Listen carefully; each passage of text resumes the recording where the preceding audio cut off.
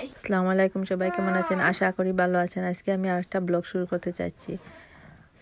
এখানে আমি এক রান্না করছি, আর অন্যদিকে রান্না করব চিংড়ি দিয়ে মিষ্টি কদু। কারণ আমি নেক্সট ডে অ্যাপয়েন্টমেন্টে যাব, তো আজকে আমি দুইটা তরকারি রান্না করে রেখে দেব। তারপর অ্যাপয়েন্টমেন্টে গেলে আমার জন্য কোনো অসুবিধা হবে না। এই তো আমি পেঁয়াজ, রসুন, আদা দিয়ে ডিমটা বসিয়ে দিয়েছি লবণ দিয়ে। এখন ভেজে নিচ্ছি মশলা। এখন আমি মশলা দিয়ে দিচ্ছি কারি পাউডার, হলুদ, মরিচ। একটু জাল জাল রান্না করব, তো একটু মরিচ পেস্ট করে দিয়ে দিব। তো মশলাটা কষানো হয়ে গেলে আমি ডিম ভেজে নেব।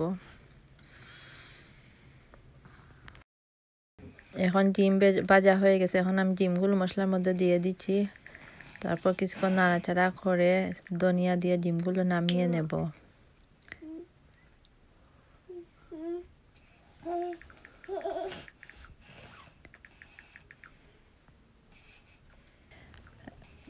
তো এখন আমি চিংড়িটা মশলা দিয়ে বুনে নিয়েছি। এখন আমি কদুটা দিয়ে দিয়েছি।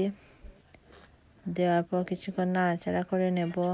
তারপর একটু পানি দিয়ে জাল করে নেব। এখন আমি নেক্সট ডে আমি অ্যাপয়েন্টমেন্টের জন্য রেডি হয়ে আমরা চলে যাচ্ছি আমার বাচ্চাদেরকে নিয়ে। এতে অ্যাপয়েন্টমেন্টে যেখানে যাই ওখানে একটা কুকিজ শপ আছে, তো ওখান থেকে আমরা এভরি টাইম কুকিজ কিনে নিয়ে আসি আমার ছোটো মেয়ের জন্য। তো ওনারা কুকিজ কিনে নিয়েছেন। এই তো আমরা হসপিটালের ভেতরে চলে যাচ্ছি। এখানের হসপিটালগুলো অনেক সুন্দর, ক্লিন, দেখতে খুবই সুন্দর লাগে। তারা খুব সুন্দর করে সাজিয়ে রাখে। এটা অনেক ওল্ড হসপিটাল আমার মনে হয়। তো এখন অ্যাপয়েন্টমেন্ট শেষ, আমরা ঘরে চলে যাচ্ছি। এখানে অনেক শপ আছে, খাওয়ার অনেক কিছু আছে। তো আমি প্রথমে আসার সময় কিছু কিনে নিয়েছিলাম, তো আমি খেয়েছি। আর এখন আমরা চলে যাচ্ছি ঘরে।